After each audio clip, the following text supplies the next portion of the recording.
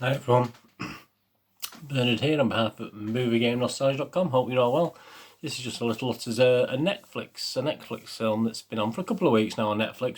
It's getting some okay reviews, so I thought I'd have a look at it and see what I think. Not normally my sort of thing. There's plenty of action in this one, and what we're looking at today is Extraction, which stars Chris Hemsworth. So please join me for the next 6 or 7 minutes. Just have a quick look at Extraction, a new Netflix movie.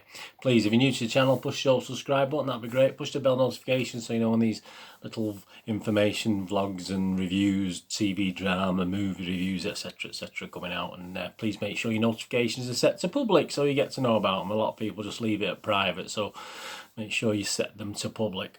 Yeah, so Extraction, action thriller, an hour and 56 minutes. Quite long. Do you get your money's worth? It's an 18 certificate, so there's plenty of gratuitous violence in this one.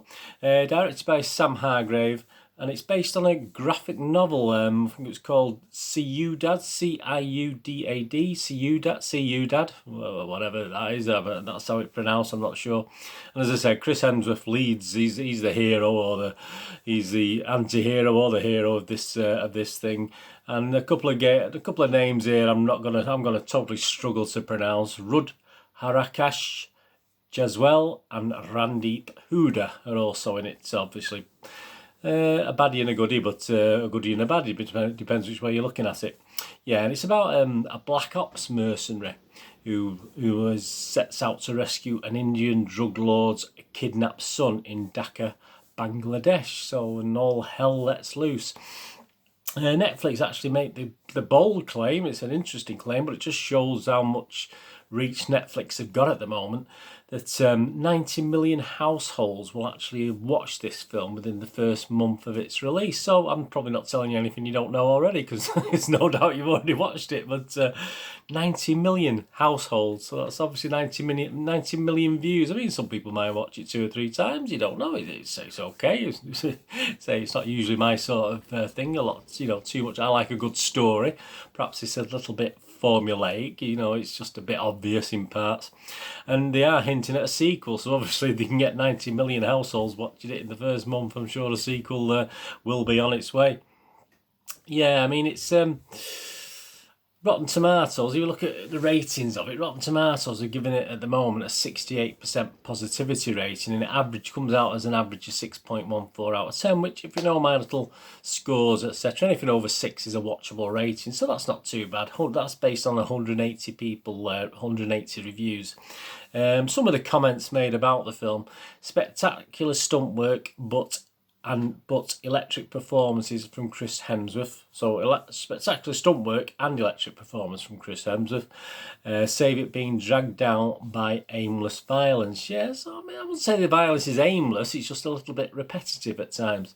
The Metascore rating, the Metacritics, that actually I've seen, that's 35 general critics from well-known magazines to just people like me on online vloggers, etc. It's getting a 5.6 out of 10, which isn't fantastic, and it scores anywhere between 5 and 8, so not a total disaster. I mean, even a minimum score of 5 isn't that bad. Some of the comments on Metascore: a silly job done in style, good enough to take a nice shot on, passable lockdown watch. I don't know whether that's a good thing or a bad thing. Nice if it added up to anything in the end. So yeah, a little bit mixed response, which you'd expect with a 5.6 out of 10 score. But Joe Public, you and me, people just at home sat watching, streaming this on Netflix, and some of the 90 million that have done it. And to be honest with you, we've got over 107,000 people have actually bothered to rate this film on Internet Movie Database, which is an enormous number of a film that's only been out for a couple of weeks. So that just sort of proves the pull of Netflix, doesn't it? Yeah, it's got a 6.8 out of 10 rating, which is pretty good. As I say, Rotten Tomatoes was 6.14, wasn't it, an average? So a little bit higher than Rotten Tomatoes.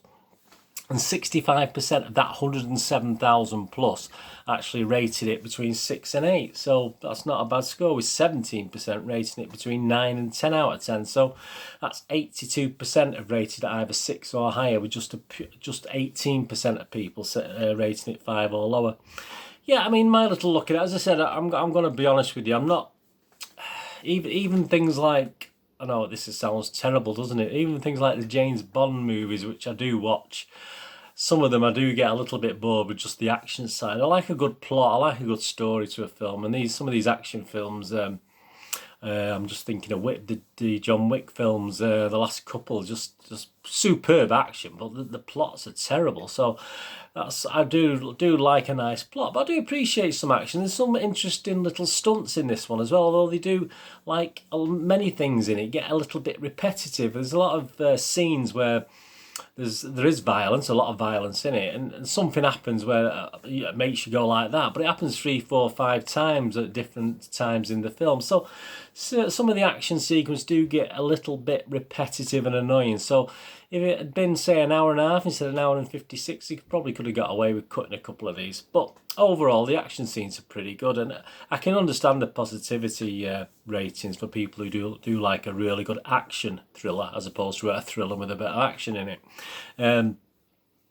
Some of the stunt work is excellent. The sequencing, the choreography, the way they do it is really good.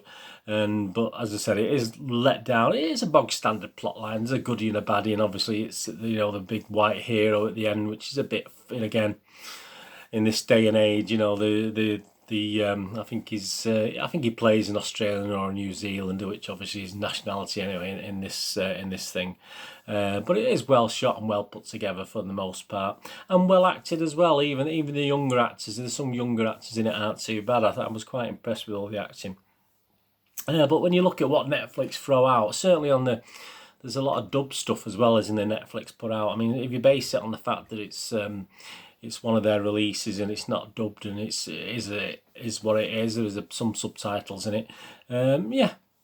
It's one of their better efforts. Let us say it's one of Netflix's better efforts.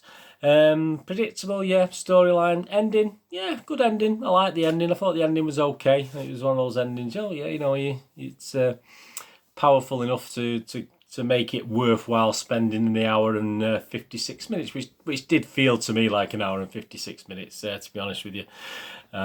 Too long, as I said, half an hour less. So I am going to scrape it a 6 out of 10, which is my watchable rating, my movie game nostalgia rating. I am going to give it a 6 out of 10, which means it is watchable. And a lot of people like it, as you can see from those scores with Internet Movie Database. A lot of people like it a lot more than I did. But as I said, I appreciate some people like this sort of film where there's plenty of stunts and plenty of action and killing and shooting and fighting and being knocked over by things, and it's quite very, very graphic and it's an 18 rating, so yeah, it is quite graphic to watch. So a lot of people will appreciate that. But I'm going to give Extraction with Chris Hemsworth, who obviously I do like in things that he's done before.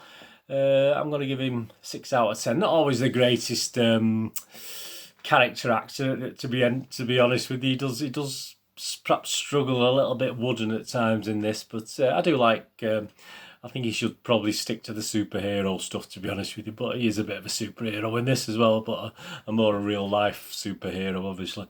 Yeah, so I'll give it 6 out of 10. Let me know if you're one of the 90 million that are going to watch it in the first month, please let me know in the comments what score you would give Extraction, which is now showing on Netflix. Whether this will be released on DVD at some stage, I'm not too sure at the moment. I will keep you informed. Anyway, thanks for watching. Please follow me on Twitter for all the latest movie news, TV drama news, information on new things coming out, etc.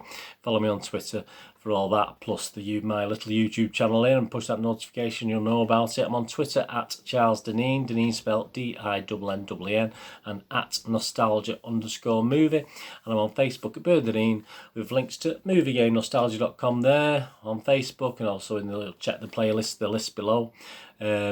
Also, that's for old and rare DVDs, movie posters from the 1990s and 2000s, and some board games on there as well. So that's moviegamenostalgia.com if you can spend time to have a quick look around on there. Anyway, thanks for joining me today for this little review. Hopefully you'll join me again very soon for something else. Whatever you're going to do the rest of the day, have a great one. Look after yourselves, look after your friends, look after your family, and let's all look after each other. And hopefully I'll see you all again very soon. Thanks for watching. Bye-bye.